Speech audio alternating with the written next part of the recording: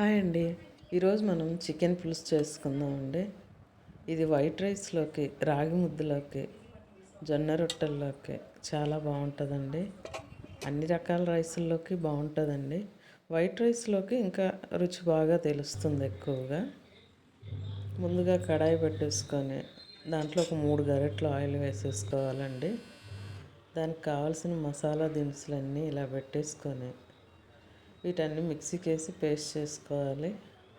Onions కూడా cut చేసి పెట్టుకున్నాను. చికెన్ని పసుపు ఉప్పు వేసి కుక్కర్లో ఒక విజిల్ వేయించి ఉడికించి పెట్టానండి. ఇప్పుడు మనకు దాదాపుగా అన్నీ రెడీగా ఉన్నాయి. ఆయిల్ వేడెక్కాక మనం కట్ చేసి పెట్టుకున్న చిన్నవి 2 ఆనియన్స్ చిన్న ముక్కలు కట్ చేసి పెట్టుకోవాలండి.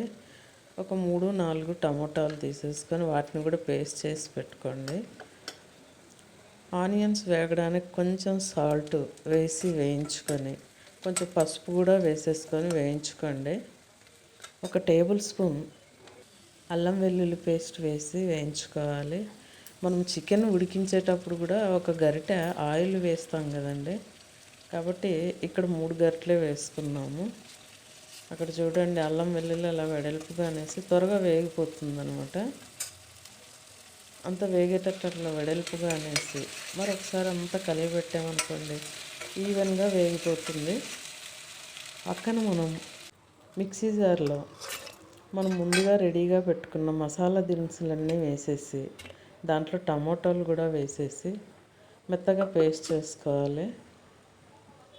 చూడండి, అలా పేస్ట్ చేసుకున్నాక కొంచెం కొత్తిమీర కూడా వేసి మెత్తగా పేస్ట్ చేసుకోవాలండి. ఈ చికెన్ పులుసులో మనం జీడిపప్పు కొంచెం ఎక్కువగానే వేసుకుంటాం కాబట్టి పులుసు చాలా కమ్మగా ఉంటుందండి. వైట్ రైస్లో దాని రుచి బ్రహ్మాండంగా తెలుస్తుంది.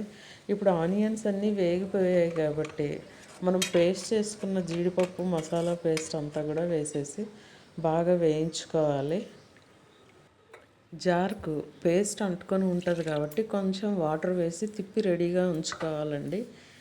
చికెన్ అంతా వేసాక అన్నీ వేగిపోయాక చివరిలో ఈ వాటర్ని యాడ్ చేయాలి. ఇక్కడ మనం వేసుకున్న పేస్ట్ అంతా కూడా కొంచెం ఉడికిపోయి దగ్గరకు అవుతూ ఉంటుందండి. అప్పుడు సరిపోయేంత కారపొడి, మనం కిలో చికెన్ తీసుకున్నాం కాబట్టి కారపొడి ఎక్కువ తినేవాళ్ళైతే 2 స్పూన్లు వేసుకోండి, తక్కువ తినేవాళ్ళైతే 1.5 వేసుకోండి. నేను ఇక్కడ 2 వేసుకున్నానులేండి. వేసేసుకొని ఒక స్పూను చికెన్ మసాలా కూడా వేసుకుంటే బాగుంటుందండి. వేసేసి బాగా కలిపేసుకోవాలి. చూడండి, పేస్ట్ అంతా కూడా అలా చిక్కబడిపోయి దగ్గరకు అవుతూ ఉంటుంది. తర్వాత 2 పెద్ద గరిటెల పెరుగు కూడా వేసేసానండి. అంటే టమోటాలు కూడా కొంచెం తక్కువగా వేసా కాబట్టి నేను పెరుగు వాడేసుకున్నాను. మీరు పెరుగు ఎక్కువ ఉంటే పెరుగే వేసుకోండి, టమాటా కూడా వేసుకోకుండా. లేకపోతే టమాటాలు ఉంటే టమాటాలు వేసుకోండి. ఇప్పుడు గ్రేవీకి సరిపోయేంత సాల్ట్ కూడా వేసేసుకోవాలి.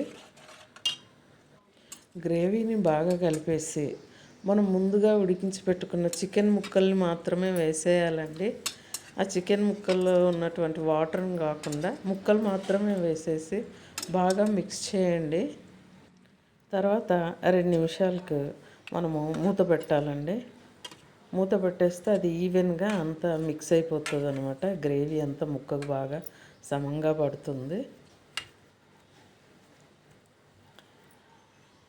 ఓ 2 నిమిషాల తర్వాత మూత తీసేసి మనము ముందుగా కుక్కర్లో పెట్టుకున్న లిక్విడ్ అంతా మిగిలి ఉంటుంది కదా, ఆ లిక్విడ్ అంతా కూడా దీంట్లో వేసేయాలి.